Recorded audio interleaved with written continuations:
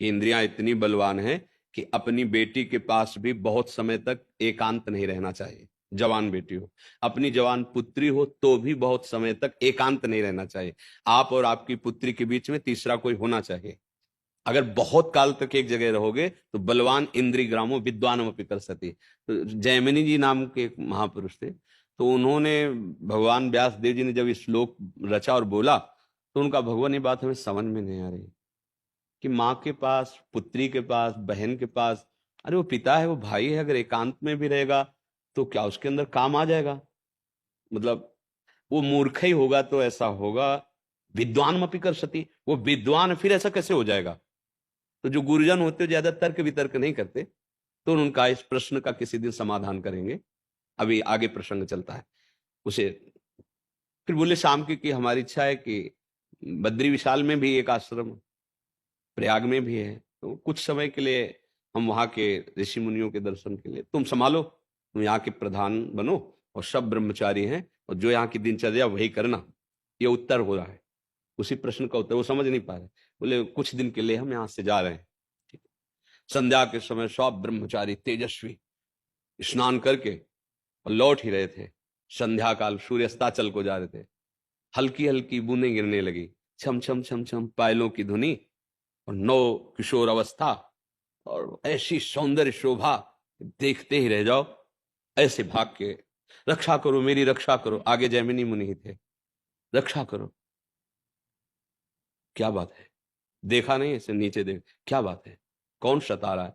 मैं भटक गई हूं, रात्रि का समय है, अगर एक रात्रि आपके यहाँ मुझे रहने को मिल जाए तो मैं प्रातः अपने स्थान को चली जाऊंगी, पर मेरी रक्षा करो, मेरा स्त्री शरीर है, मैं जंगल में रह नहीं सकती और मैं भटक गई हूं। कहा नहीं, गुरुदेव का आदेश है, आश्रम में सब ब्रह्मचारी रहते हैं, वहां शरणागत हूं, अगर एक रात्रि रख लेंगे तो मेरा जीवन बच जाएगा।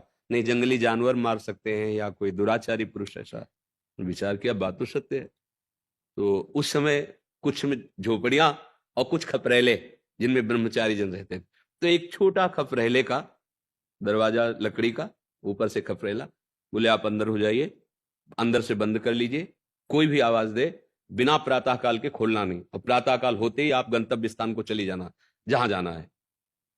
अब बैठे आके संध्या में, वही आवाज, वही रूप, बार बार हटाने की कोशिश की, हट नहीं रहा। तो मन में आया कि मैंने पूछा नहीं कि तुम जंगल में कैसे फंस गई, तुम किसकी बेटी हो, तुम्हारा ब्याह हुआ है कि नहीं हुआ है, तुम्हारा नाम क्या है, ये तो पूछा ही नहीं। पूछते हैं चल के। उठे, गए, दरवाजा खोलो। उनका नहीं, जैमिनी जी का आदेश है, प्रातः। तो मैं जैमिनी हूं, बोले नहीं, आदेश है, नहीं खुलेगा। तो ऊपर के खपरे हटा के, बांस की फंटियां होती उनको हटा के अंदर देखा, दिव्य रूप। निषेध है, चरण को देखते हुए वार्ता करो, दृष्टि नहीं। जो चाहे आपन कल्याणा, सुजस सुमति शुभ गति शुभ नाना, सो परनार लीलार गोसाई, तजो चौथ के चंद की ना। जैसे चौथ का चंद्रमा नहीं दर्शन, ऐसे लिखा है, काम भाव से किसी भी माता बहन के मुख को देखना या उसके अंगों को देखना निषेध है। उन्होंने देखा, कहा हम एक बात पूछना चाहते थे, आपका ब्याह हुआ है कि नहीं? तो और मुस्कुराते हैं कहा, नहीं अभी कैसे हो सकता है, हमारी तो अभी नौकिशोर अवस्था है, हमारा भी ब्याह नहीं हुआ।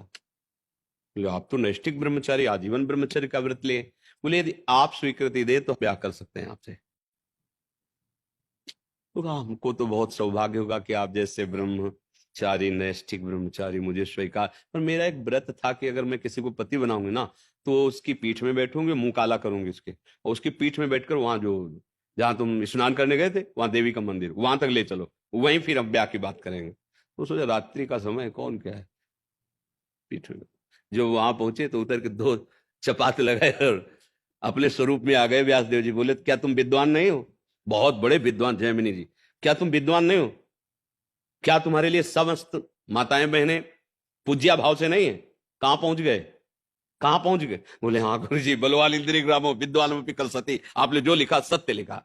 अगर हम सानिध्य अधिक मर्यादा के विपरीत, तो हमारी इंद्रियां चंचल हो जाएंगी। भगवत भाव से, चाहे स्त्री हो चाहे पुरुष हो, एक मर्यादा की सीमाएं रखी गई, उन सीमाओं में रहते हुए भजन करे। इस भाव के लिए कहा, जननी सम जानो पर नारे। सब में मात्र भाव रखना, पर मात्र भाव सब में वही रख सकता है जो भगवत भाव से युक्त है।